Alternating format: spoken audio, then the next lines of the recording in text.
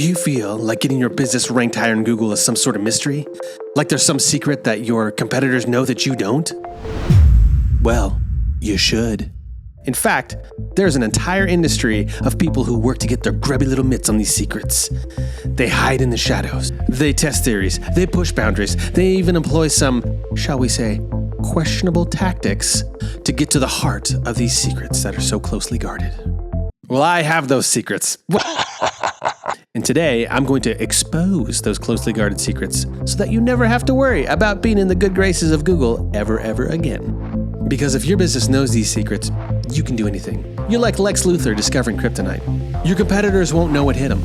You can even rule the local search results for your industry.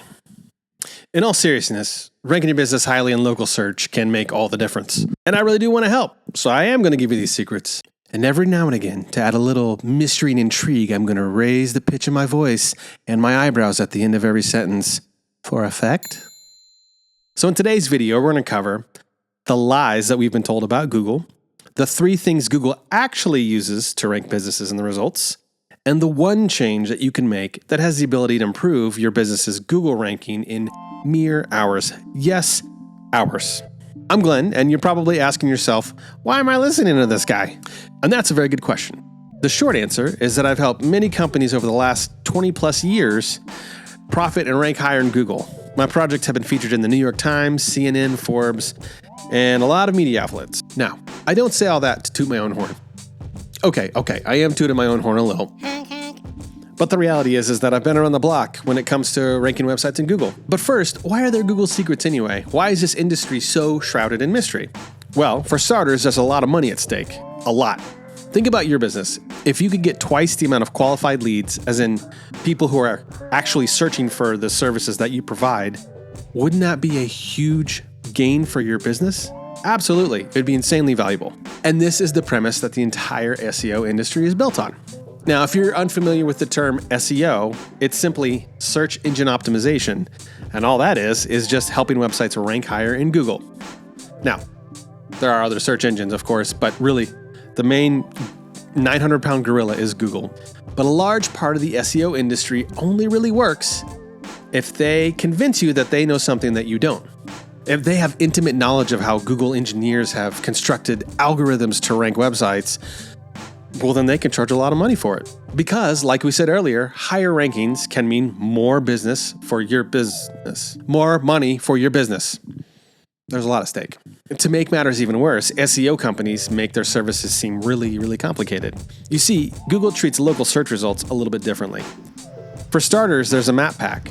And then if you click into the map results, there's the My Business profile shown alongside the results. And then after that are the normal results that we're used to. And these features each behave differently and serve a different purpose. And for someone who might be running a local business or working in a local business, you might just want to defer to the SEO expert because that sounds complicated. The SEO industry thrives on making search engine optimization seem really complicated. And it's easy to do. A little over 8 years ago, we believed that Google was using around 200 or so factors to rank websites, which is a lot. But now that AI has entered the picture, the number is infinitely more. In fact, you can't even really comprehend how many factors go into ranking a website, at least from a search engine's perspective. So you can appreciate how complicated that might be, right? Well, for you, the business owner, it may not be that complicated, but we'll get to that in a minute. Right now, you've waited long enough. I think it's time to reveal the secrets. Now, this is kind of the embarrassing part, because, well, there aren't any secrets. Everyone believes there are secrets, but they're actually given to us in the Google support documentation. Yeah. But this is actually a really great thing for your business. Now you're probably thinking, oi, did I fall for yet another clickbaity thumbnail with an exaggerated face and an empty promise? Yeah! Take heart. You didn't. Because I'm going to give you information that real, bona fide SEOs who work for some of the largest brands in the world, the techniques they actually use to rank their websites. Because ironically, the secret that nobody talks about is that the information is in plain view and Google gives it to us. And it's called the Google support documentation. Which is honestly pretty anticlimactic and boring. I'll give you that. But that's the actual secret. It is boring. So as I said earlier, I've been building and ranking websites for a couple decades now. I'd never really focused on ranking a logo business till about 4 years ago. But that all changed when my brother decided to start a solar company in 2020 at the height of the and he really needed to get solid rankings just to get his business off the ground. And he had a short window of time to do it in. So we dove in. I used the same techniques that I'd used for the past 20 years to build websites, except I modified them a skosh just to account for the local aspect of his business. He's just a local solar company, so we had to change a few things. Once we did that, I did a little bit more research and changed them a little bit more, and voila! It wasn't long before my brother was ranking in the top 3 for the search terms that he was most interested in his industry. And it was absolutely huge for him. And the silver lining for me is that I'd honed in on a strategy that allowed me to replicate this process for any local business. So the SEO industry exists by and large because they want to sell this dark, mystical formula that only works if you buy their secrets. Now, while having someone knowledgeable to guide you as a Sherpa on your quest to higher search rankings is probably helpful and a good thing, there's no mystical element. And anyone who promises you anything when it comes to ranking number 1 in Google is full of duty. So why trust some random SEO guy or gal when you can just look at the Google support documentation and get the information straight from the horse's mouth? So let's take a peek behind the kimono and see how Google actually ranks businesses. I should add, don't get scared. I mean, the kimono bit might scare you, but don't get scared. If you're watching this, you're probably not a search marketing professional, and that is just fine. I'm here to tell you, it's really not that hard, and it's really not that complicated. We just have to focus on the 3 things that Google tells us to focus on. There's no guesswork. They lay it straight out there for us. All right, let's talk in. So the first factor that Google uses is relevance. And this makes perfect sense because if I'm searching for a roofing company near me, I don't want to see results for carpet cleaners. Now, you might think, well, no duty, Captain Obvious. But in my experiences, this is the first part where most businesses get it wrong on their websites. Why? Because oftentimes businesses will just list their business name and a tagline, and they think that that is plenty good enough to tell Google what services they offer. And you couldn't be further from the truth. But the reality is that we're not just thinking about Google, we're thinking about the searcher as well, who's looking for your services. And we usually don't give them enough information about what it is your business does. Think of your website, if you have one. Do you explicitly say what services you offer and what your company's about? Do you have a page where you list out exactly what those services or products are and describe them? If you don't, you should start there because doing this helps Google better understand your company, but it also helps the searcher better understand your company. If you want to take it a step further, you could make a page for each product or service that you offer on your website and then describe it in more detail. Again, this adds even more context for the searcher and for Google. Now, if your business doesn't offer that many services or products, and that seems like a little bit overkill, at least make sure that you are describing in detail what it is you do actually do.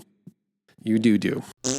The main thing to remember is that when you add more information on your website about what your business does and the services or products they offer, when you give that information to Google, it uses that to create more context and a better understanding of who to show your business to. So not only will you get potentially more people visiting your website, you will get more qualified people looking for something very specific. And those are even better leads, right? The next feature is distance. Now, if I need a vet for my dog, and let's say I live in Seattle, and I search for vets, I don't want to see results for Cleveland. So Google takes the location of where you are, or maybe where it thinks you live, and it shows you businesses weighted towards that location. And this will be a ranking factor. Let's say I live in Seattle, and I'm searching for a vet. I don't want to see results from the other side of the city when there are 10 nearby me that are good. So as a business, this is harder to control. We're constrained by our physical location of where our businesses exist. However, Google understands the concept of locations or service areas and takes that into consideration as well. Now, how you can help Google understand this is by creating a locations page on your website. And you would list out all the locations that you service, right? The service areas. And if you want to get some extra bonus points, in each location, you could list out the services that you offer for each location. This gives Google even more context. It's quite a bit more work, but it can pay off in getting highly targeted, relevant customers coming to your business. When you're deliberate about making content about the locations that you serve on your website, you're giving Google more context. And Google loves context. And this is a recurring theme. When you help Google, they tend to help you. Here's a bonus tip. You want to make sure that your NAP information is consistent. NAP information is simply name, address, phone number.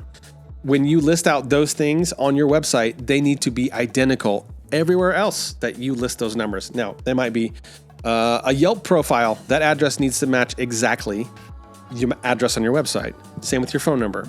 This consistency helps Google ensure you are who you say you are, and it gets a little confused if it sees variations across those. This is especially true for the name of your company. If your company's name is ABC Electric, don't refer to it other places as ABC Electric Ohio or ABC Electric Company or ABC Electric LLC.